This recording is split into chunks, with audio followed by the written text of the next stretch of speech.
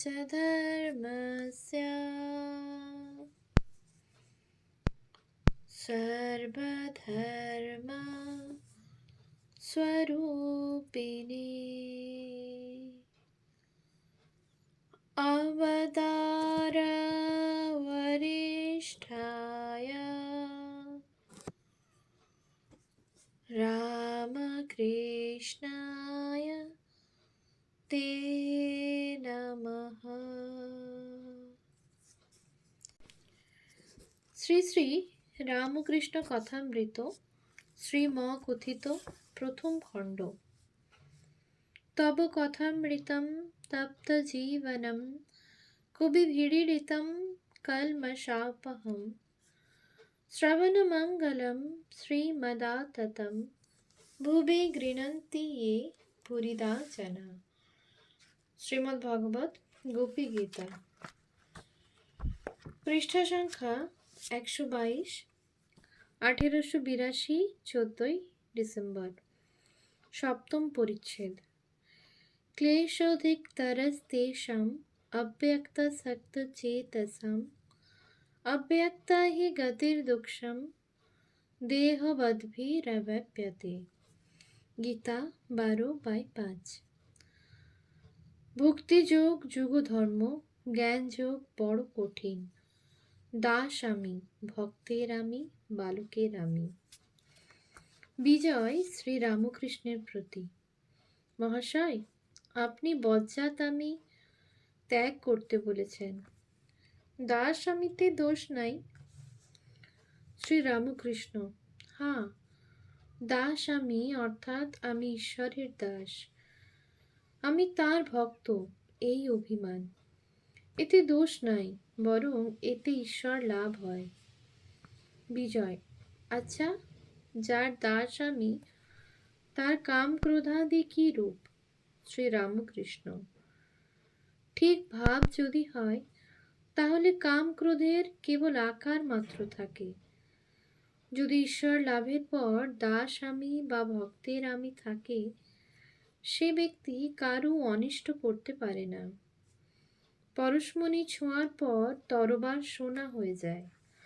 তরবারির আকার থাকে কিন্তু কারও হিংসা করে না। নারিকেল গাছের বেল্ল শুকিয়ে ঝরে পড়ে গেলে কেবল দাগ মাত্র থাকে। সেই দাগে এইটি টের পাওয়া যায় যে এককালে ওইখানে নারিকেলের বেল্ল ছিল। সেই রকম যার ঈশ্বর লাভ হয়েছে তার অহংকারের দাগ মাত্র থাকে, কাম ক্রোধের আকার মাত্র থাকে।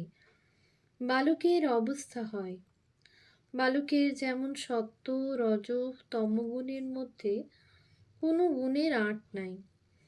বালকের কোনো জিনিসের উপর টান করতেও যতক্ষণ, তাকে ছাড়তেও ততক্ষণ।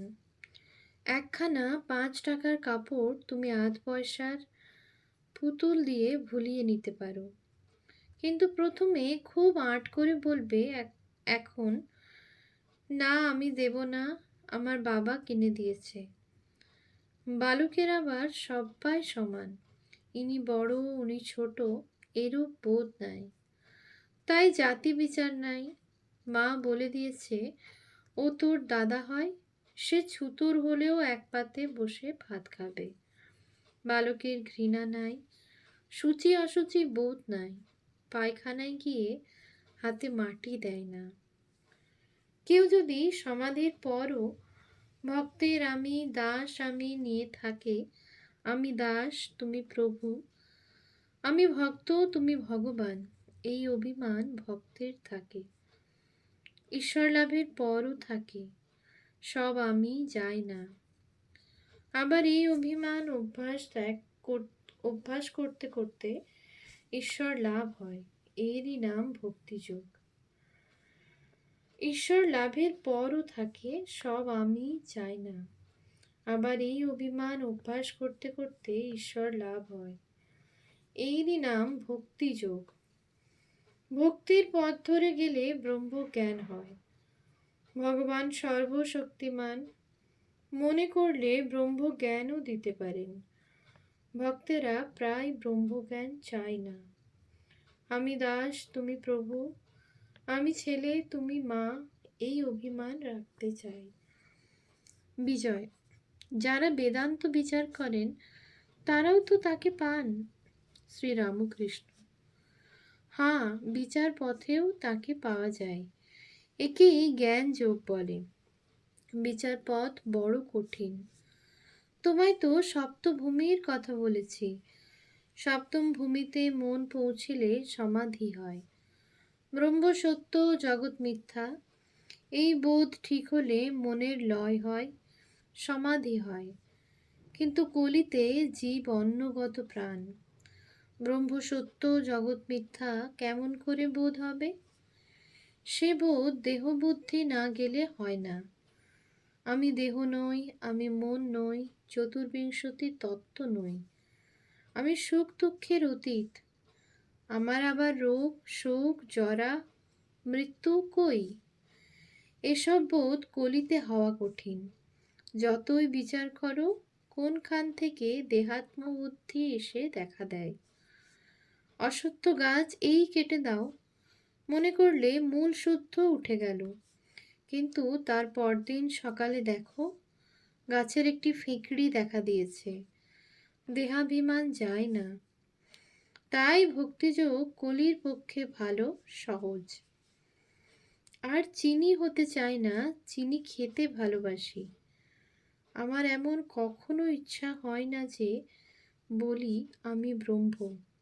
আমি বলি তুমি ভগবান, আমি তোমার দাস। পঞ্চম ভূমি আর ষষ্ঠ ভূমির মাঝখানে বাজ খেলানো ভালো। ষষ্ঠ ভূমি পার হয়ে সপ্তম ভূমিতে অনেকক্ষণ থাকতে আমার স্বাদ হয় না। আমি তার নাম গুণগান করব, এই আমার স্বাদ। সেব্য সেবক ভাব খুব ভালো। আর দেখো গঙ্গারই ঢেউ, ঢেউয়ের গঙ্গা কেউ বলে না। আমি সেই, এই অভিমান ভালো নয়। দেহাত্মবুদ্ধি থাকতে যে এ অভিমান করে তার বিশেষ হানি হয়। এগোতে পারে না, ক্রমে অধঃপতন হয়। পরকে ঠকায়, আবার নিজেকে ঠকায়। নিজের অবস্থা বুঝতে পারে না। দ্বিবিধা ভক্তি উত্তম অধিকারী ঈশ্বর দর্শনের উপায়। কিন্তু ভক্তি অমনি করলেই ঈশ্বরকে পাওয়া যায় না। প্রেমা ভক্তি না হলে ঈশ্বর লাভ হয় না। প্রেমা ভক্তির আর একটি নাম রাগ ভক্তি। প্রেম অনুরাগ না হলে ভগবান লাভ হয় না। ঈশ্বরের উপর ভালোবাসা না এলে তাকে লাভ করা যায় না। আর একরকম ভক্তি আছে, তার নাম বৈধী ভক্তি। এত জপ করতে হবে, উপোস করতে হবে, তীর্থে যেতে হবে, এত উপাচারে পূজা করতে হবে, এতগুলি বলিদান দিতে হবে। এসব বৈধী ভক্তি। এসব অনেক করতে করতে ক্রমে রাগ ভক্তি আসে। কিন্তু রাগ ভক্তি যতক্ষণ না হবে ততক্ষণ ঈশ্বর লাভ হবে না। তার উপর ভালোবাসা চাই। সংসার বুদ্ধি একেবারে চলে যাবে, আর তার উপর 16 আনা মন হবে, তবে তাকে পাবে। কিন্তু কারো কারো রাগ ভক্তি আপনা আপনি হয়, স্বতঃসিদ্ধ। ছেলেবেলা থেকেই আছে। ছেলেবেলা থেকেই ঈশ্বরের জন্য কাঁদে, যেমন প্রহ্লাদ। বিধিবাদীয় ভক্তি যেমন হাওয়া পাবে বলে পাখা করা। হাওয়ার জন্য পাখার দরকার হয়। ঈশ্বরের উপর ভালোবাসা আসবে বলে জপ তপ উপবাস। কিন্তু যদি দক্ষিণে হাওয়া আপনি বয়, পাখাখানা লোকে ফেলে দেয়। ঈশ্বরের উপর অনুরাগ প্রেম আপনি এলে জপ আদি কর্ম ত্যাগ হয়ে যায়। হরিপ্রেমে মাতোয়ারা হলে বৈদিক কর্ম কে করবে? যতক্ষণ না তার উপর ভালোবাসা জন্মায় ততক্ষণ ভক্তি কাঁচা ভক্তি। তার উপর ভালোবাসা এলে তখন সেই ভক্তির নাম পাকা ভক্তি।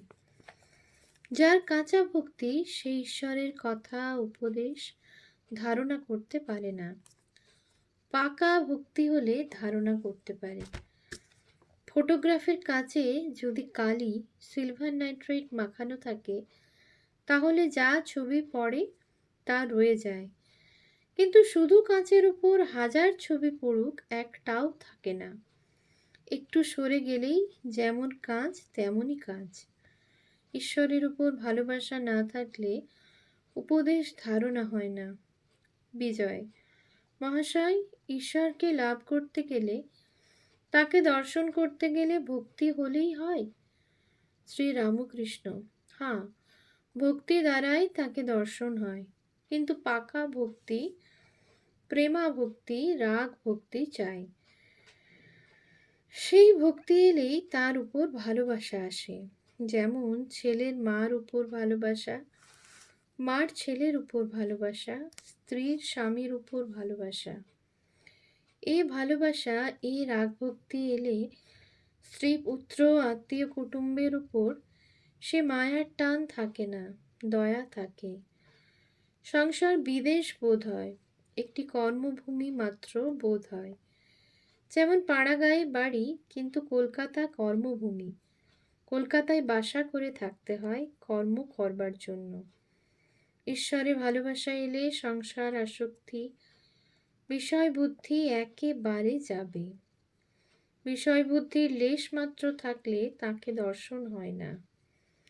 দেশলাইয়ের কাঠি যদি ভিজে থাকে, হাজারো ঘষো, কোনো রকমেই জ্বলবে না। কেবল এক রাশ কাঠি লোকসান হয়। বিষয়াসক্ত মন ভিজে দেশলাই।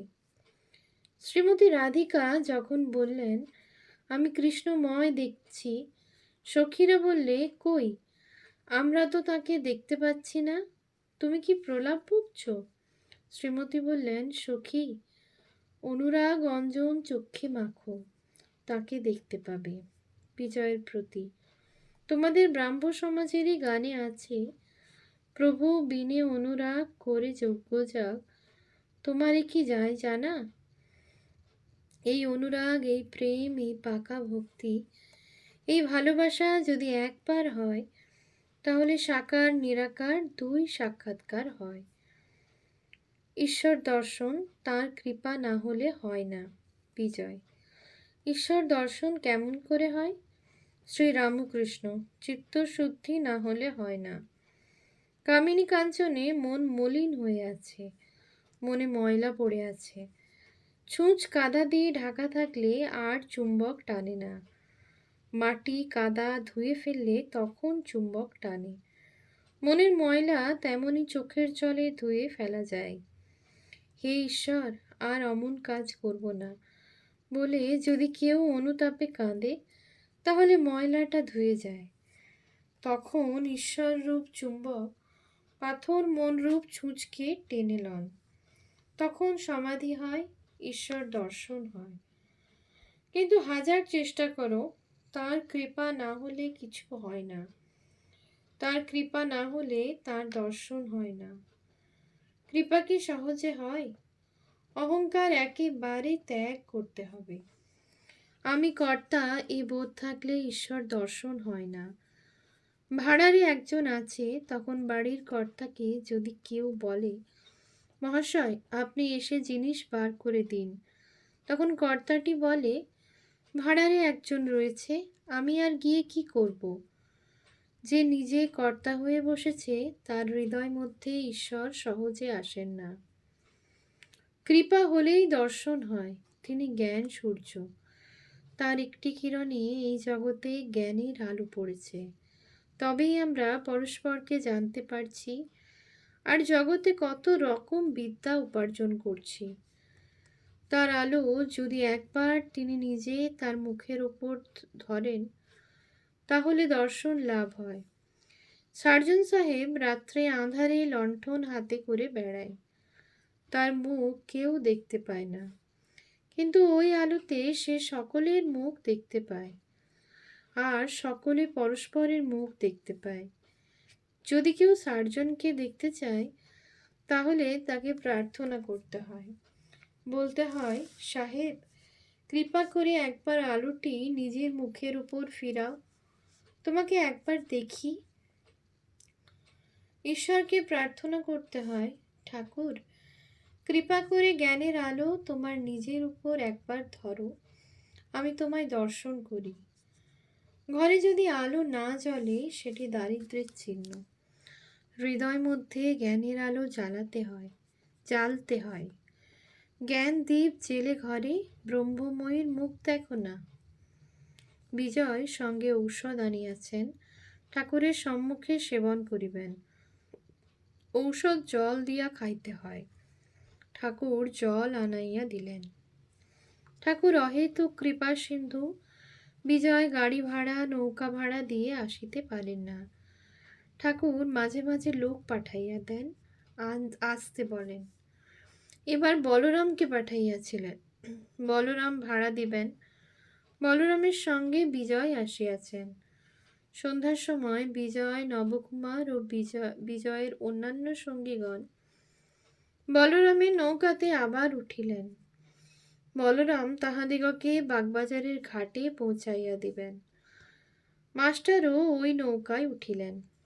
নৌকা বাগবাজারের অন্নপূর্ণার ঘাটে আসিয়া পৌঁছিল। যখন বলরামের বাগবাজারের বাড়ির কাছে তাহারা পৌঁছিলেন, তখন জ্যোৎস্না একটু উঠিয়াছে।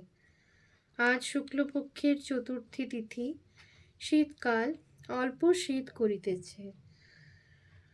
ঠাকুর শ্রী রামকৃষ্ণের অমৃতোপম উপদেশ স্মরণ করিতে করিতে ও তাহার আনন্দ মূর্তি হৃদয়ে ধারণ করিয়া বিজয়, বলরাম, মাস্টার প্রভৃতি গৃহে প্রত্যাবর্তন করিলেন। ওম শান্তি শান্তি শান্তি। হরি ওম তৎসৎ। শ্রীরামকৃষ্ণার্পণমস্তু।